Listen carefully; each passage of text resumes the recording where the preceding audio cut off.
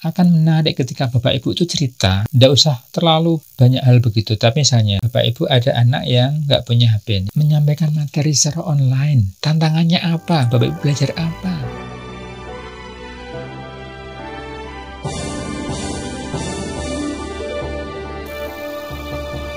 Selamat berjumpa lagi. Bapak Ibu, saya sampaikan terima kasih atas Bapak Ibu yang telah mengirimkan naskah, artikel, dan puisi Corona. Untuk tahap pertama kemarin kurang lebih ada sekitar 30-an naskah, artikel, dan sekitar 40 kontributor puisi. Jadi untuk tahap pertama kemarin ada 2 buku, buku puisi dan buku artikel. Nah, kemarin ada puisi anak, ditulis guru tetapi untuk pembaca anak-anak, dan juga yang untuk pembaca umum. Artikelnya macam-macam Bapak Ibu kemarin yang masuk itu ada yang kisah, cerita pengalaman pribadi selama masa corona, kemudian juga ada cerpen, ada isei, begitu kurang lebih seperti itu. Nah, dalam tahap pertama kemarin memang banyak guru yang masih bicara soal apa itu corona dan seterusnya, kebijakan pemerintah dan seterusnya. Ya itu oke, fine saja begitu, cuman sebetulnya kalau seperti itu kan kita bisa baca di media yang lainnya, di media massa, di medsos sudah banyak sekali informasi itu. Nah, kita sekarang memasuki tahap yang kedua. Tahap kedua dibuka karena tampaknya peminat untuk menulis refleksi ini cukup banyak. Kita buka refleksi Corona tahap kedua, tetapi tahap kedua ini memang kita hanya terima naskah, kisah pengalaman, dan puisi. Kenapa hanya kisah pengalaman? Karena begini, kalau dibuka artikel umum ada kecenderungan bahwa biasanya penulis atau kontributor itu dia masih ngomong soal hal-hal yang umum tadi yang saya sebutkan sebelumnya, soal apa itu corona, soal apa itu COVID-19, kemudian juga bagaimana kebijakan pemerintah dan seterusnya. Nah, itu tadi saya sampaikan, itu kan bisa ditemukan di media manapun ya, itu bisa diomongkan banyak orang. Nah, sekarang kita masuk ke kisah. Maksudnya apa? Ya, ini saya kira akan menarik kalau kita, Bapak Ibu, bisa men-sharingkan sebetulnya apa yang Bapak Ibu lakukan selama masa pandemi ini. Hal-hal apa yang menurut Bapak Ibu menarik untuk dibagikan selama pandemi ini. Barangkali Bapak Ibu belajar sesuatu yang baru. Kalau mungkin Bapak Ibu yang profesinya guru lalu dipaksa harus mengajar jarak jauh dengan teknologi, dengan internet, dengan mungkin memakai teknologi Edmodo, atau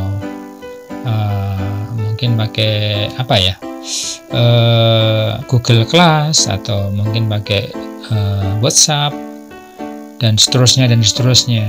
Nah, mungkin Bapak Ibu belajar sesuatu yang baru, dipaksa belajar, ada pengalaman menarik begitu. Kemudian mungkin juga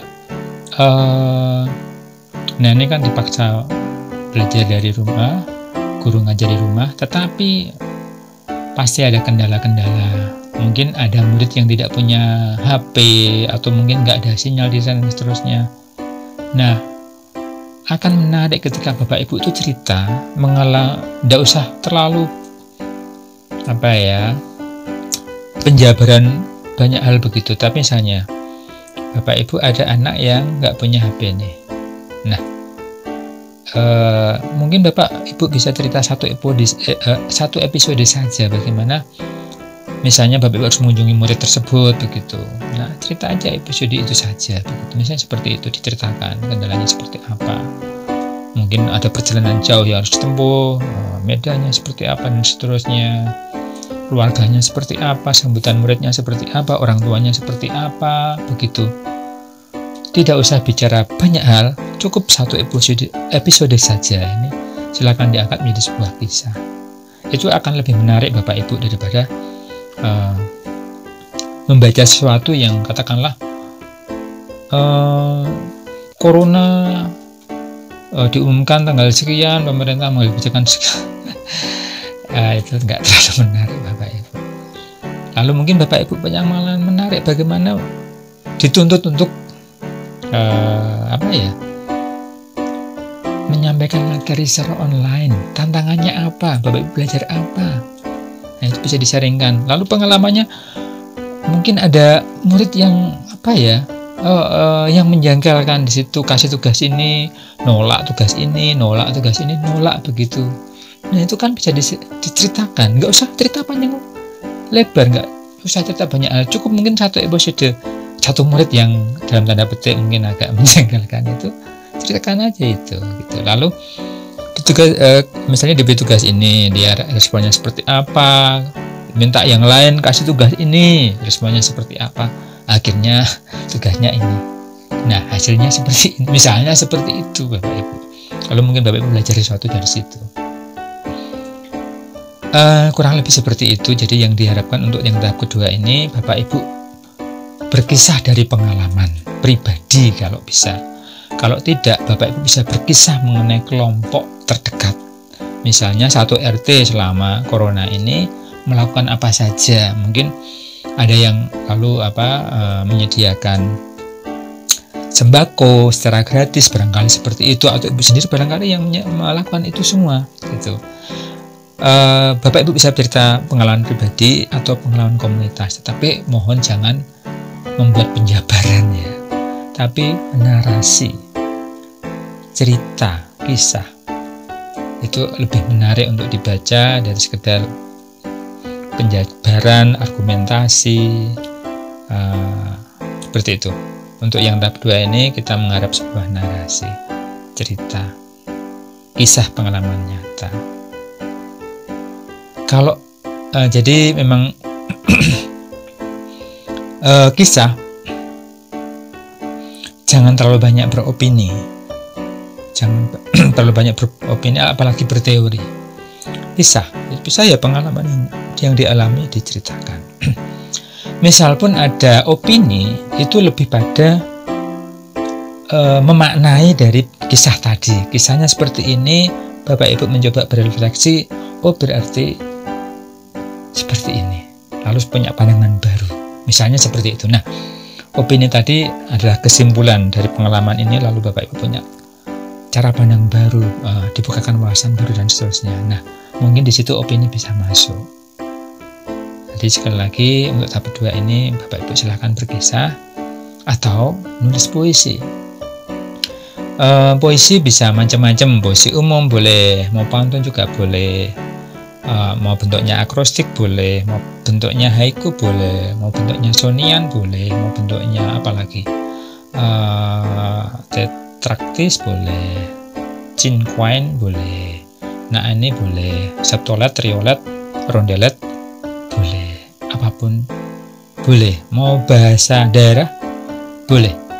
Jadi silahkan buat puisi, hanya sayang kalau nanti, tapi tidak apa-apa. Jadi kalau misalnya maaf saya hanya ngerti bahasa daerah saya, bahasa Jawa, kalau bahasa lainnya Bapak Ibu harus cek dulu sebelum dikirim, pastikan bahwa memang ejaannya benar, katanya benar begitu ya kalau mau pakai bahasa daerah itu, karena pasti kami tidak bisa ngedit kalau bahasa daerah Bapak Ibu, tapi boleh itu diceritakan, boleh, syukur ada terjemahnya barangkali seperti itu.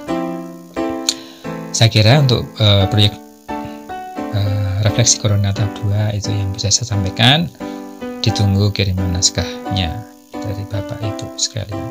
Terima kasih, sampai ketemu dalam buku tahap kedua, refleksi corona tahap kedua. Salam literasi.